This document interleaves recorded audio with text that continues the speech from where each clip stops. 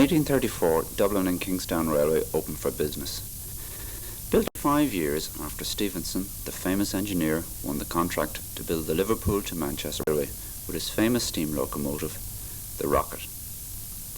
150 years later, and Dublin has seen another railway open its doors for business.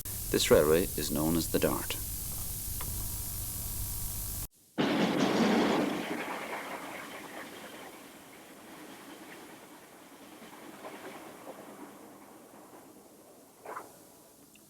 From 1834 to 1986, and a century and a half later, a second revolution in transport history for Dublin has occurred.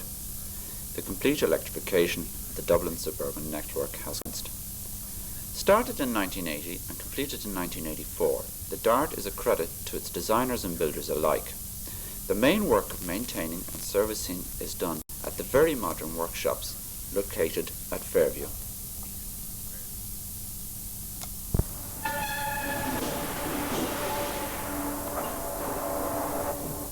Here the trains can be coupled and uncoupled into 2- and 4-car sets, depending on traffic demand.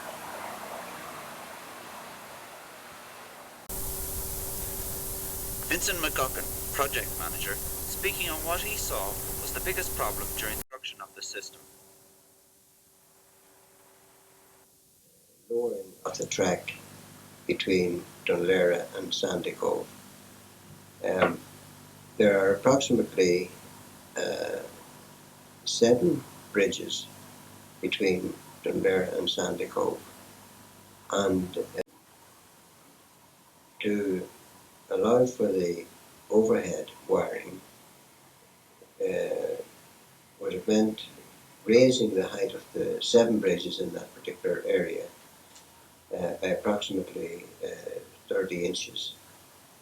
Now, that would have presented quite a difficulty, and because traffic would have had been suspended on all those bridges, and particularly in the case of Marine Road, where we were being involved with all the various services, electricity, telephones, water, sewerage, gas, this would have caused quite a disruption.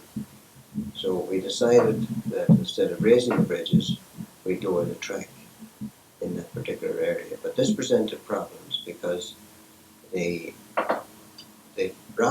bed of the track in that area is granite, and this meant that we had to excavate somewhere in the region of about 24 to 30 inches in places of solid granite, and this took us longer, much longer than we had anticipated.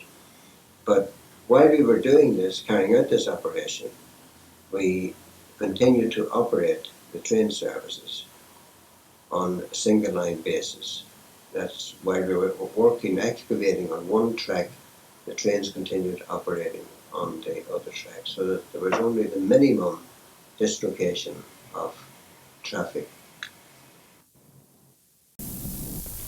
An integrated network of buses feeding into the Dart system has been established. Vincent McGuckin explains the bus and train over people using their cars. Rather than get direct buses into town, they would take the feeder buses to the nearest railway station, transfer from the bus to the Dart train, which will give them a faster service into town. And also we hope that people will realise how quick, how fast, how safe travel is by Dart, that they will leave their cars at home and travel by Dart.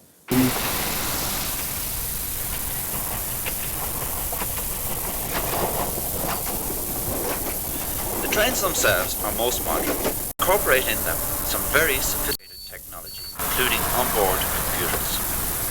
Each train in its journey is allocated a computer code and is monitored throughout by the central signal control room located at the station. They can control the level crossings remotely and check visually the crossings via closed-circuit TV that there is no obstruction.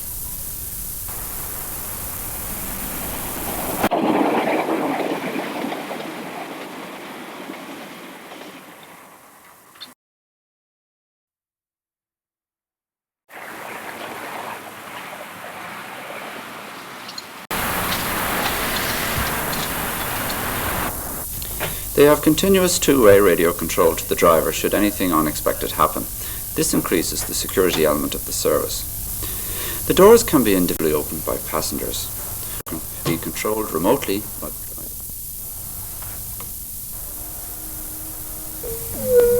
Jerry Butler, Assistant Electrical Engineer, explains the horsepower and speed which can be obtained with dart train. About 500, or one unit, 4 motors, you're talking about 500 horsepower. The traction motors themselves are designed to run to 112 km per hour.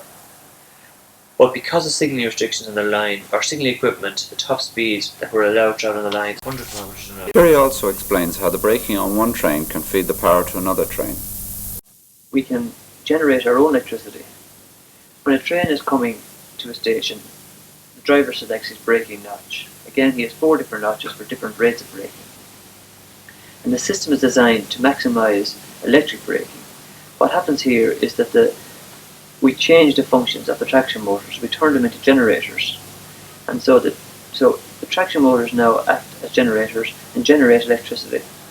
And this electricity is fed back in directly the same way back through the power cables up to the pantograph, back into the overhead line, and they will feed the other trains in the vicinity which are accelerating or demanding power at the same time. And so they can feed back, so one train braking can give power to another train which is accelerating, and therefore there's no draw of electricity from the ESB. And we have calculated quite roughly at this stage, we haven't got detailed studies done on it yet, but we reckon we're saving upwards of 20% of the total energy that we would have been demanding had we not got regenerative. Basically, we would need a fifth more energy. But it's what the travelling public thinks of the system that counts. I think it's a big improvement on the old service. It's wonderful, and I wish we had it all over Ireland if it was possible. That's all right, as far as I'm concerned. How has the I find it very good. I use it every day coming in and out to work. Expensive? It's expensive, but I suppose you can do about it. It is expensive. No, I don't. No, I think it's considered the fares everywhere. It's just very good, you know what I mean? I don't think so. It's just, it's not ideal in the bus. Oh, I don't have to pay. Have an old age pension. You're laughing the wrong man. How has the dart affected your regular travelling habits?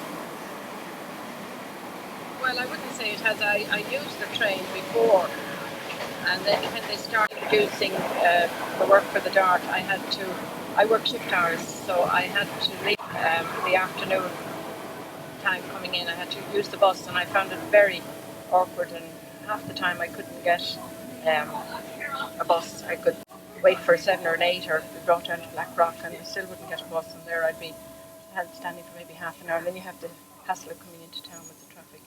So I find now that the dart is on in the afternoon all the time, like, you know, I definitely find it great. Has the dart affected your travelling habits?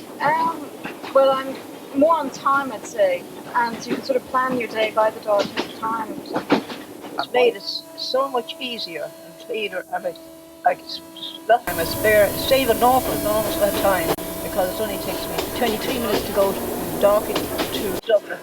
Here, I'd be somebody an hour, you know, waiting on buses and etc. With the new dart in comparison to the old trains? It's a lot more efficient, it's on time, it's cleaner. I used the old train too. And I was afraid first that I wasn't going to get a train that I would use, and it would be frightening, and that I wouldn't be able to get in or out of the doors, electric and that. And when I discovered it was so easy, it was a marvellous thing. How would you compare the dart with the older trains? Oh, it's no comparison. Absolutely nothing. Far, far, far better. More efficient, much nicer, much cleaner. The dart, it would seem, has won many new friends for 2 years of operation. After 150 years, the railway has had its renaissance.